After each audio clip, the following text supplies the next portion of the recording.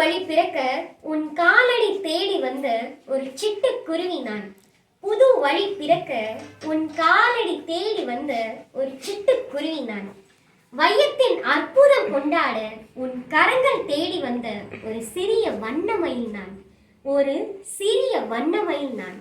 ஆகாயத்தில் உன்னை காண வேண்டி உன் அரங்கம் தேடி வந்த ஒரு குட்டி நாய்க்குட்டி நான்.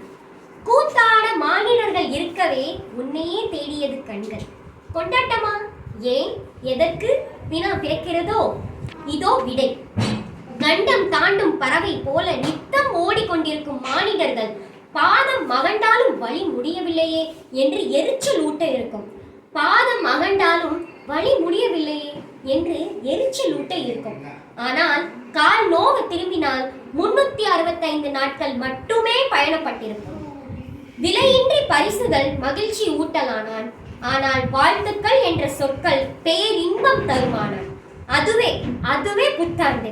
இந்நாளில் உன் குரல் கேட்க ஓடி வந்தேன்.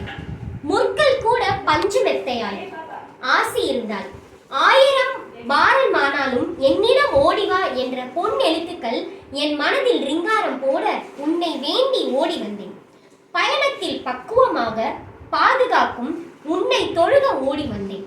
பயணத்தில் பக்குவமாக பாதுகாக்கும் உன்னை தொழுக ஓடி வந்தேன். கரையில் நின்ற ஒரு சின்ன கப்பல் நான். கடலின் அபாயம் கண்டு கலங்கினேன். அலைகளில் அழகாக ஆட வைத்தாய். உன்னை காண வந்தேன். புவியில் பல நிலங்கள் ஆனால் உன் காலடியில் உருள வந்தேன். உன் காலடியில் உருள வந்தேன். காகிதமான என்னை புத்தகமாக்கினாய். களிமண்ணான என்னை கலையாக்கினாய். வினாவான என்னை விடையாக்கினாய். 10 மாடி உயிரில்லா கட்டிடம் வேண்டாம். 10 மாடி உயிரில்லா கட்டிடம் வேண்டாம்.